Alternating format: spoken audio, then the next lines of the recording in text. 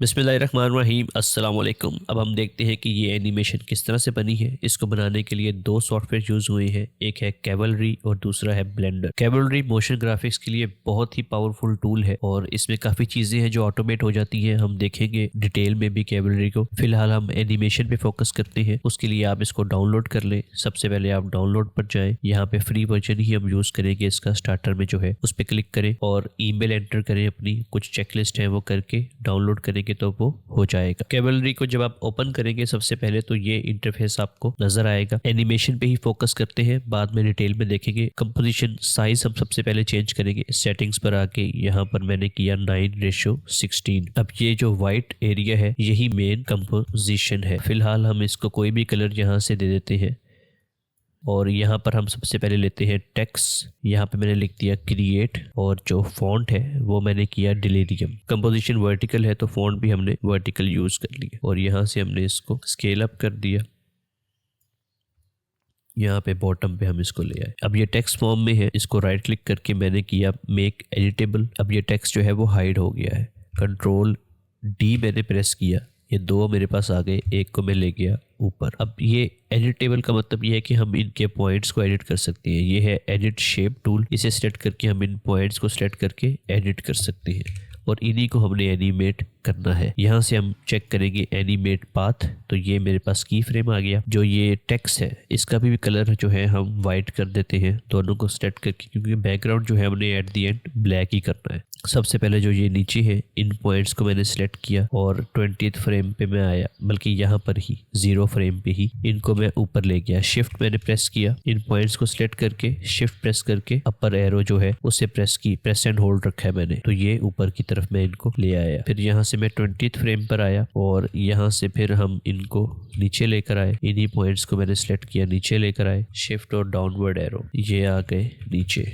और यहाँ से फिर हमने इनको सिलेक्ट किया, इन पॉइंट्स को, और इसको भी हम नीचे ले आए यहाँ पर। और जो 40th फ्रेम है यहाँ पर जब हम आए तो यही फर्स्ट है जो की फ्रेम है, इसी को कॉपी करके कंट्रोल वी, इसी को कंट्रोल सी कंट्रोल वी, ये एनिमेशन हमारे सामने नजर आ रही है। अब इसमें जो मेन मैजिक है यहाँ पर वो ये है कि इन पॉइंट्स को मैंने सिलेक्ट किया, राइट क्लिक, मैजिक ईजिंग, ये है प्रीसेट्स। अगर आफ्टर इफेक्ट्स में हमने करना है तो काफी टाइम लगता है। यहाँ पर पहले से ही ईजिंग है, स्लो इन स्लो आउट, वो आप कोई भी आप इसमें चेक कर सकते हैं। हम जो है इसको करते हैं फिलहाल एंटिसिपेट इन और ओवरशूट आउट। यहाँ पर मैजिक ईजिंग पे, यहाँ पे एंटिसिपेट इन और ओवरशूट आउट। अब ये हो गया हमारे पास। और इस पे फिर हमने क्या किया कि ये यहाँ पर खत्म हो जाता है, लूप में नहीं चलता। उसके लिए हमने इन सबको सेलेक्ट किया, राइट क्लिक, और ये दो ऑप्शन है, लूप बिफोर और लूप आफ्टर। बिफोर है कि ये इससे पीछे से भी लूपिंग स्टार्ट कर देगा और आफ्टर है कि वो आगे से जहाँ पे एनिमेशन एंड हो रही है वहां से। तो हम लूप आफ्टर ही करते हैं ज्यादातर। यहाँ पे लूपिंग पे आ गए हम और ये राइट क्लिक करके लूप आफ्टर और ये लूपिंग,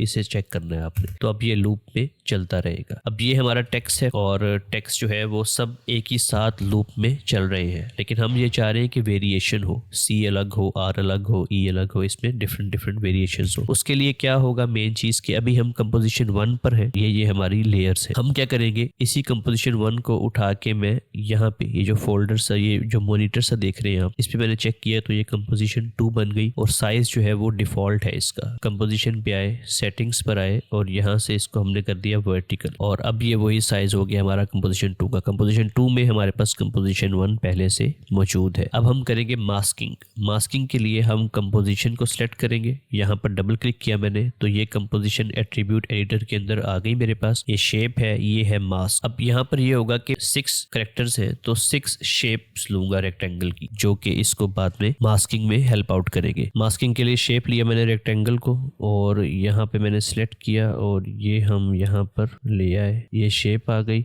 और यहाँ से ओपेसिटी कम करके देख लेते हैं एक दफ़ा कि हर चीज़ कवर हो जाए। इसको मैं करता हूँ शेप 1। शेप 1 ये है और इसी तरह हम इसको कॉपी करते हैं, ऑल्ट प्रेस करके मैं आगे लेके आता हूँ। ये शेप 2 आ गई। सिलेक्ट किया मैंने कंपोजिशन 1 को, कंट्रोल डी कंपोजिशन 2, और इसी तरह शेप 2 को ऑल्ट प्रेस करके ड्रैग किया मैंने, ई के ऊपर ले आया इसको मैं, ऑल्ट प्रेस करके हम शिफ्ट प्रेस करके आगे लेकर आए और ये हम ले आए ए के ऊपर, ऑल्ट प्रेस किया और ये मैं ले आया टी के ऊपर। यहाँ से फिर ऑल्ट प्रेस किया मैंने और ये हम ले आए इसको ई के ऊपर। जैसे इलस्ट्रेटर में नहीं डुप्लीकेट करते वैसे ही मैंने इसके ऊपर डुप्लीकेट किया है। ये 6 शेप्स हो गई मेरे पास। और इसी तरह कंपोजिशन 2 है, इसको भी कंट्रोल डी किया, 3 4 5 6 कंपोजिशन और 6 ही शेप्स है मेरे पास। कंपोजिशन 1 पे मैं आया, डबल क्लिक किया मैंने तो ये मुझे शो करा रहा है वाइट कलर में, ब्लिंक करता है उसको।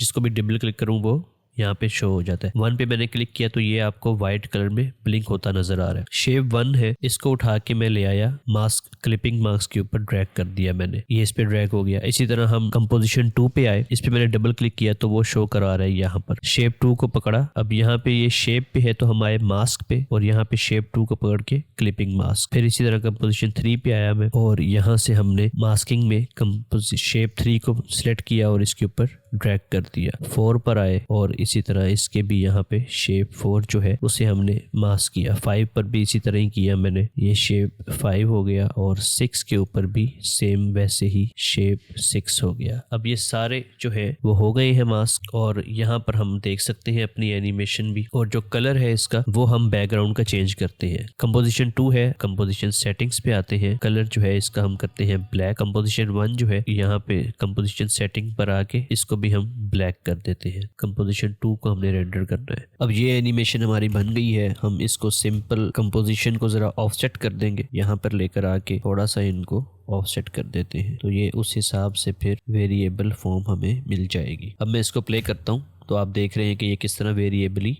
मूव कर रहे हैं। अब ये कंपोजिशन हमारी कंप्लीट हो गई है और इसको हम करेंगे रेंडर करने के लिए फाइल, रेंडर मैनेजर और यहाँ पे ये सिलेक्टेड है 001, इसको हम कर देंगे रेंडर ऑल। कुछ टाइम लेगा और वो रेंडर हो जाएगी। अब हम इसको लेके जाएंगे ब्लेंडर पे। ब्लेंडर पे हम आए और यहाँ पे इन सबको डिलीट किया, शिफ्ट A प्रेस किया, इमेज मैश प्लेन और वो सिलेक्ट करके हम अपनी इमेज को इंपोर्ट इमेज एज प्लेन कर दिया। ये हमारे पास आ गई वो और यहाँ पे शेडिंग व्यू पोर्ट पे हमने इसको देख लिया और 1 प्रेस किया, RX90 प्रेस किया और ये हम इसको फ्रंट अपने फेस पे ले आए, GZ प्रेस करके मैं इसको थोड़ा ऊपर की तरफ ले आया। अब हम इसमें यहाँ पे कैमरा लेते हैं, शिफ्ट A मैंने प्रेस किया, कैमरा, और यहाँ पे हम साइड पे देख लेते हैं कैमरा व्यू और कैमरा जो है इसको हम सेलेक्ट करते हैं फ्रंट में बिल्कुल और यहाँ से हम रेजोल्यूशन सेलेक्ट करके 1080 और 1920 सेम जो हमारी कंपोजिशन की सेटिंग है वही रख ली। व्यू पोर्ट डिस्प्ले और ये हमने फुल कर दिया यहाँ से और इसको थोड़ा आगे की तरफ लेके जाते हैं,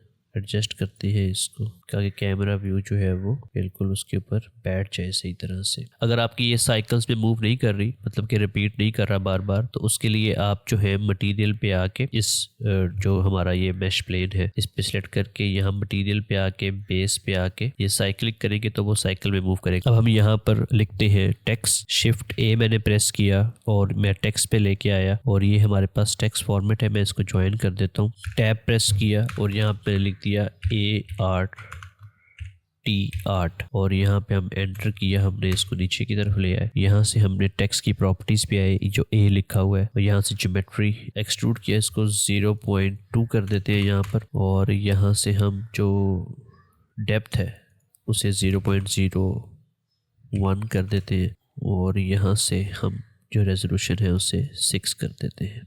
अब हमने इसको उसी साइज पे करना है, RX90 और यहाँ से हम इसको यहाँ पर ले आए, छोटा कर लिया और यहाँ से इधर यहाँ पे थोड़ा इंक्रीज किया। कैमरे व्यू पे देखते हैं कैसा शो हो रहा है। फ़ॉन्ट को चेंज करते हैं, जो हमारा फ़ॉन्ट है वो बोल्ड नहीं है उस तरह से, तो यहाँ पे फ़ॉन्ट पे आए, फोल्डर पे फ़ॉन्ट का नाम है मॉडर्नाइज, MOD, ये फ्री फ़ॉन्ट है, ये आपको मिल जाएंगे, लिंक भी मैं दे दूंगा अगर मुझे डिस्क्रिप्शन पे। ये फ़ॉन्ट आ गया मेरे पास। सबसे पहले इसको शेडिंग देते हैं। शेडिंग के लिए हम शेडिंग व्यू पोर्ट पे जाते हैं और यहाँ पर हम गिलास BSDF का इसको शेड दे देते हैं। शिफ्ट A मैंने प्रेस किया और यहाँ पे मैंने लिख दिया गिलास BSDF, इसको इसके साथ कनेक्ट कर दिया और ये हमें गिलास फॉर्म में दे रहा है। टेक्स्ट थोड़ा ओवरलैप कर रहा है तो उसके लिए हम 7 प्रेस करके अपना जो टेक्स्ट है उसे कैमरे की तरफ कर देते हैं एरो कीज के साथ यहाँ पर, ताकि वो ओवरलैप ना करे ना इसको। अब यहाँ पर रफनेस जो है वो थोड़ी सी इंक्रीज करते हैं और हम इसको देखते हैं कैसा नजर आ रहा है। साइकिल्स में सही नजर आएगा, उसके लिए हम साइकिल में देख लेते हैं इसको, क्योंकि जो गिलास है वो बेहतर काम करता है साइकिल के ऊपर। यहाँ पे IOR है, इंडेक्स ऑफ रिफ्रैक्शन, उसे कुछ थोड़ा कम कर देते हैं। तो आपको रिफ्लेक्शंस नज़र आ रहा है। और अगर आप चाह रहे हैं कि वो कलर्स शो हो तो उसके लिए हम शिफ्ट डी प्रेस करके 3 कॉपीज बना लेते हैं इसकी RGB की फॉर्म में। अभी ये कलर है तो पहले हम RGB पे आके रेड करते हैं फुल, और उसके बाद फिर यहाँ पे कलर में हम ग्रीन कर देते हैं इसको फुल, और यहाँ पे जो कलर है उसकी जगह पे हम ब्लू कर देते हैं फुल। तो ये RGB फॉर्म बन गई। अब इन शेडर्स को हम ऐड करेंगे। ऐड शेडर लिया मैंने, तो सबसे पहले हमने रेड को किया, तो ये तो रेड हो गया कलर हमारा। और अभी यहाँ पे सही तरह नज़र नहीं आ रहा, तो उसके लिए मैं यहाँ इन्वायरमेंट टेक्सचर में ओपन किया,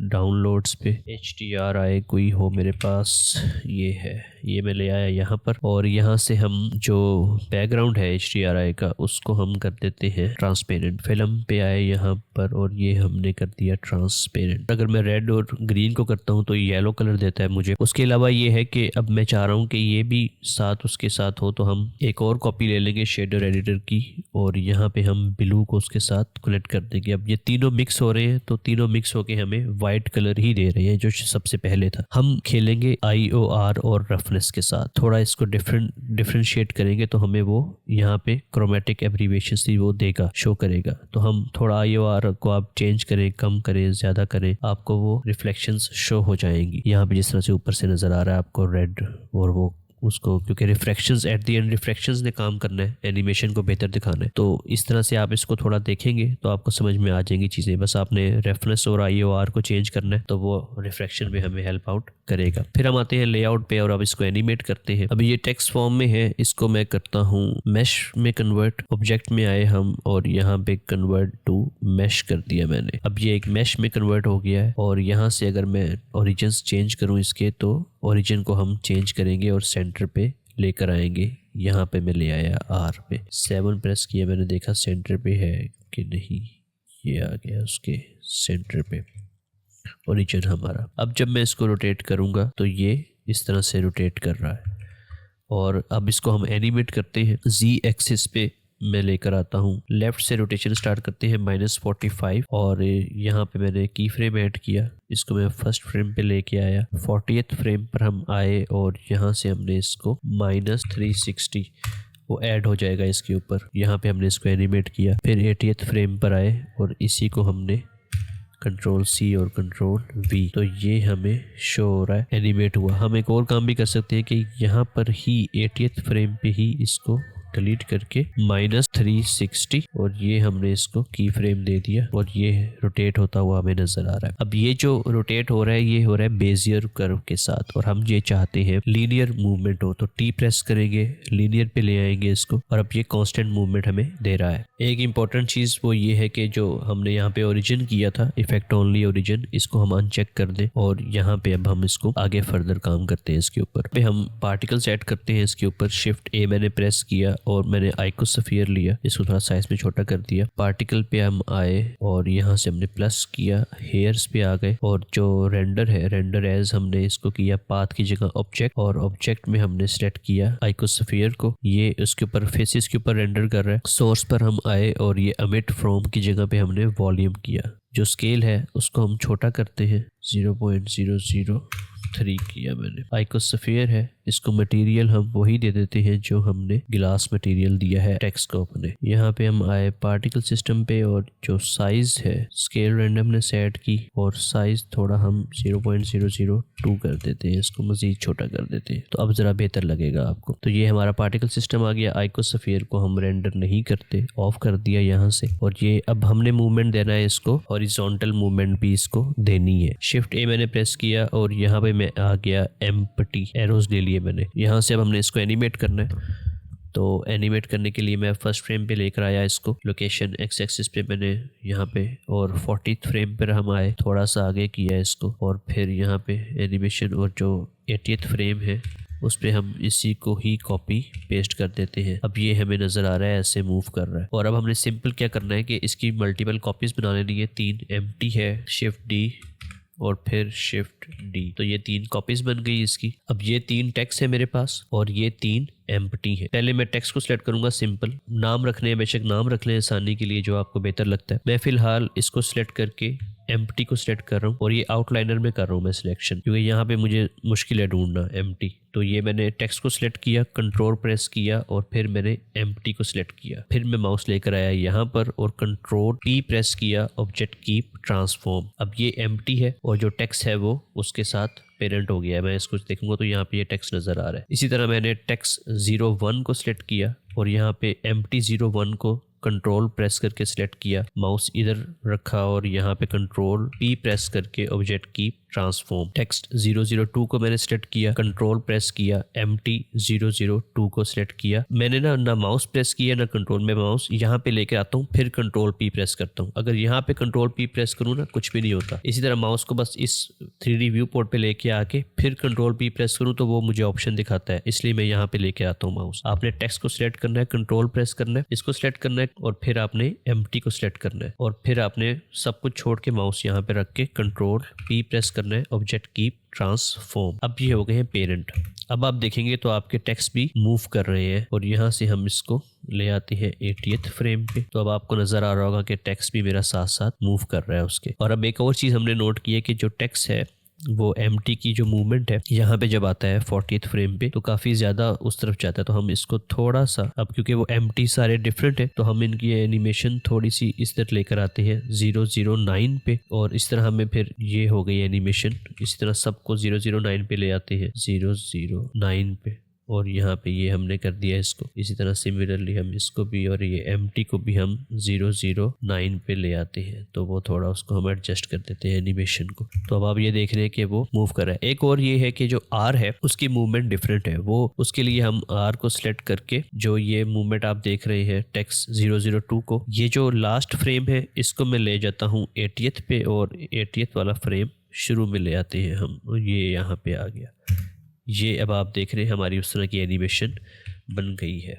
फिर आप इसको रेंडर कर लें तो आपको ये फाइनल रिज़ल्ट इस तरह से दे देगा। और भी बेहतर आप इसको कर सकते हैं, आप इसके IOR वैल्यू रफनेस को थोड़ा चेंज करें, देखें उसके साथ कैसे रिजल्ट्स आते हैं तो वो आपको डिफरेंट रिजल्ट्स देगा। और भी काफ़ी पॉसिबिलिटीज़ है। कैबलरी को हम एक्सप्लोर करते रहेंगे उसको, क्योंकि मोशन ग्राफिक्स में काफ़ी फास्ट है वो, उसमें काफ़ी ऑप्शंस हैं, उनको हम देखेंगे, वो काफ़ी हेल्प आउट करेगा फ्यूचर में आपको।